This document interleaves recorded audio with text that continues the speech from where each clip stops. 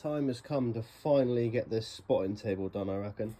So I plan to get this long piece of wood here and basically cover this piece up here.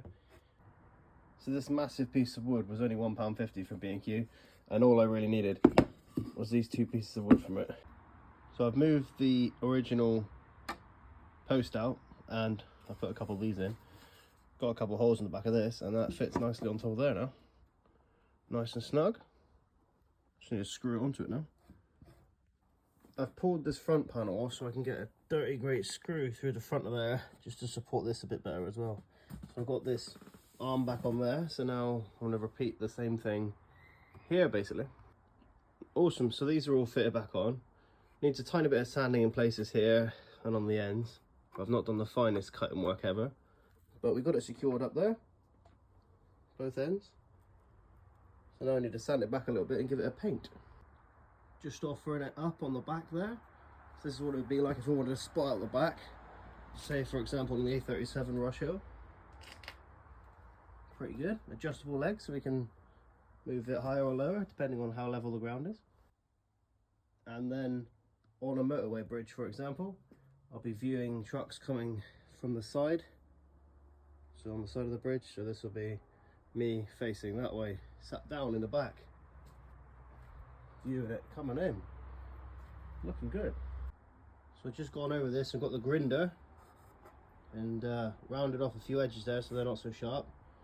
I've got my lovely varnish. This is the same colour as the inside wood, and I've got a quality B&Q special paintbrush. So now I'm going to varnish this.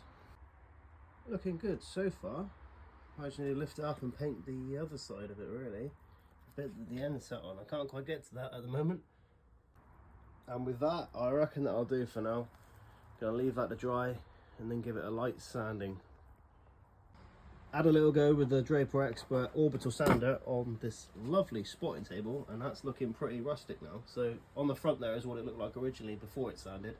I've not done that yet, but I'm pretty happy with this. Obviously it'll be varnished in the end, just to keep the water out and all the spilt tea that I'm going to make a mess on.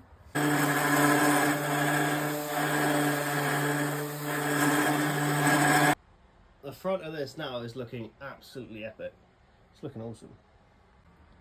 Right, so this is what the underside of it looks like before, and that's what it looks like with a little bit of sanding underneath.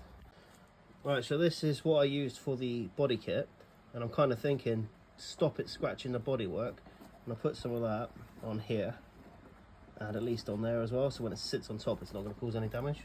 Okay, so we've got the quality reinforcement tubing in place. I've got this over the screws and the metal bits, a little bit of extra cushion in here, follows all the way along here, and a little bit more there, so that should be a nice little buffer to stop it damaging the paintwork. Alright, we've got some clear lacquer going on now. A nice big old generous thick coat of the stuff. Right, we've applied a generous helping of lacquer to it, and now we're going to let that dry.